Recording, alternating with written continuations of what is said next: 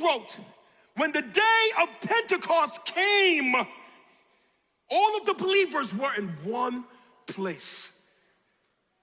Now the Jews had many feasts and festivals that they used to commemorate seasons and important events that happened in the life of their nation. One of the most important festivals they ever celebrated was the Passover. And then 50 days after the Passover, they celebrated another festival called the Feast of Weeks, or the Feast of Harvest, which got a new name, the Feast of Pentecost, which means 50, penta, like Pentagon. 1,500 years before Christ's ministry came to earth. The people of God was in Egyptian slavery for 400 years. For 400 years, they cried out to God for deliverance. And near the end of that 400 years, God started speaking to the answer. They're crying out for deliverance, God is talking to the answer. They're crying out for deliverance, God is talking to the answer. They're crying out for help, God is talking to the answer. Because not just because God's not talking, that doesn't mean he's not working on your answer. You say, I feel like God is not hearing me right now. No, maybe he's working on your answer. So they're crying out for deliverance. God is speaking to the answer. And the answer comes in the form of a man named Moses. God calls a man named Moses, sends him down to Egypt to lead over 2 million people free from Egyptian slavery. Through Moses, God overthrows the nation of Egypt with 10 mighty plagues. The last one was the death of every firstborn child. Moses tells everybody in the city that night, kill a lamb, take the blood, put it over your door. And when the death angel walks through the street, he will see the blood on the door. God, watch this. And the death angel will pass over your house. The people then are delivered from Egypt. The firstborn of Egypt died. They come out of Egypt, and then they're led to a place called Sinai, a mountain. 50 days after they're led to Sinai, Moses is on top of a mountain. He comes down with the moral law, the 10 commandments, 50 days after the Passover. After those 50 days, when that 50 days has come, that was a celebration of God's provision, his goodness, his kindness. They celebrated with a gift, an offering unto God, 50 days after the Passover. This is the symbolism in Pentecost. It's symbolic of God's goodness, his favor, his mercy, his giving, his generosity. And Passover was celebrated for over 1,000 years. It was only a foreshadow of the death of Christ, the ultimate lamb. During the week of Passover, around the year AD 33, the ultimate lamb was killed on a cross. That was the final Passover in history. Then 50 days later, on another Sunday, comes the final Pentecost of history. This day right here, Pentecost Sunday, the final Passover, the final Pentecost. Now notice it says on this Sunday in Pentecost, all of the believers were together. You remember it was 120 of them in the upper room, and they had been in there for days praying and seeking God's face. Man, 10 days had gone by while they was in that upper room praying. That was enough time for them to descend into discord, but they were praying. That was enough time for them to descend into other things, but they were praying.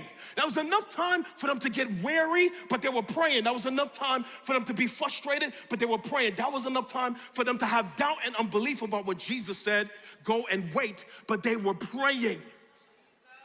They were in that room praying, going through the scriptures because they believed what Jesus had said. He gave them final commandments: make disciples, be my witness, go into the city, wait until you're endued with power from on high.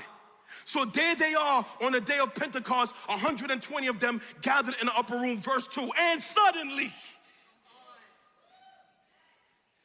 there came from heaven a sound like a mighty rushing wind, and it filled the entire house where they were sitting.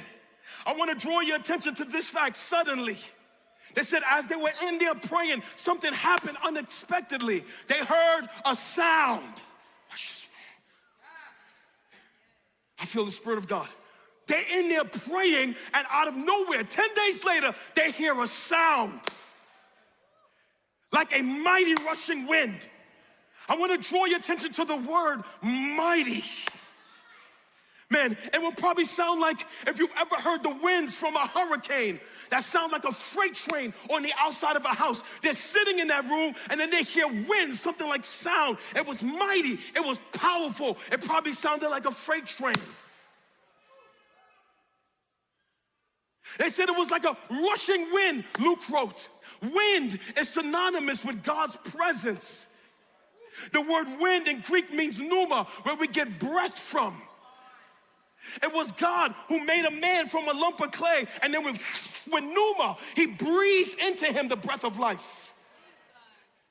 It was God working through Ezekiel in a vision who saw dry bones, which represents the state of Israel, and breathed into them life. It was God through the Holy Spirit that breathed into men to write the Holy Spirit. So we know that when we see wind, it represents God. It represents his breath. It represents his power and his presence. And it said they heard that sound. It was like a mighty wind. And then watch, suddenly something happened in that room. Man, this is powerful to me because right here in this text, it reminds us that the words of Jesus can be trusted. It was Christ who said to them, go into the city, stay there, in a few days you will be baptized with the Holy Spirit. And here comes the Holy Spirit rushing into that room from heaven. So we know that the words of Christ can be trusted. The words of the scriptures can be trusted. But not only that, we see the response to prayer. They were not in there 10 days wasting time. They were in there praying. And we see how God responds supernaturally to prayer. They're in there seeking his face, and then suddenly, man, a sound comes from heaven. It's just a reminder to you and I, hear me, how God responds to our prayers in supernatural ways.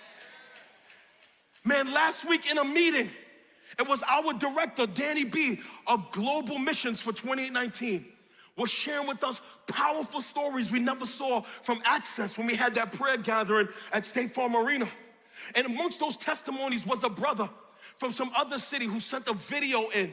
And in his video, he was telling his story of how he was diagnosed with a terminal disease, and the doctors told him he was surely going to die.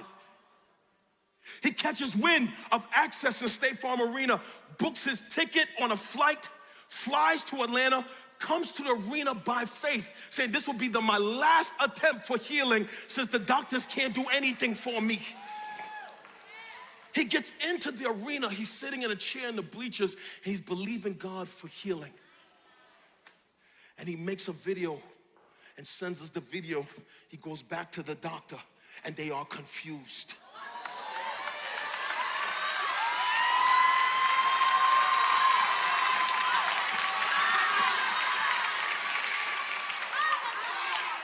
And now his health insurance is in a jam.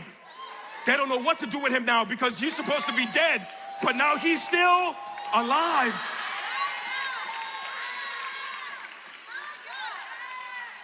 And we're watching this in the office, shedding tears in the conference room, remind of how God responds to prayers in supernatural ways. Man, they were in there praying for 10 days. Some of us can't pray for 5 minutes. And you wonder why God's not moving, why he's not breathing. Man, we can't even sit still in his presence for 5 minutes. You have no idea what God would do when you would just be relentless in prayer. You'd be banging on his door like, Lord, it's me again. I don't give up that easy. He said, whoever knocks. Lord, it's me again. I'm talking to you about this again. I'm seeking you for this again. I'm praying about this again.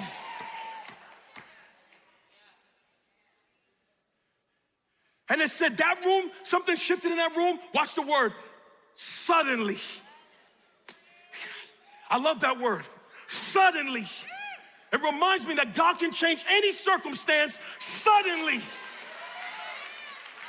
He can invade a marriage and change it when he gets a hold of a husband's heart suddenly. He can repair a broken relationship suddenly. He can heal a physical body suddenly. He can lift you from depression suddenly. You can get a phone call for a brand new job suddenly. One handshake ushers you into a new season suddenly.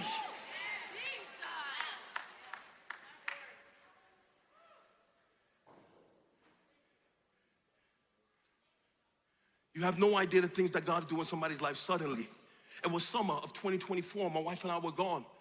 When we get phone calls like, Pastor Philip, something is happening. You're coming back to a different church. Like, what's happening? People are coming by the tens, hundreds, thousands. We don't know where they're coming from. Something just happened in the church suddenly. Watch. I wasn't here. So you see, it's not contingent upon a man.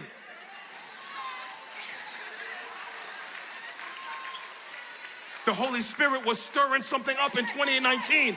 And he started drawing people to the church by the thousands. Suddenly. One summer. Went from a church of 500 to several thousand in a summer. Suddenly. Supernatural.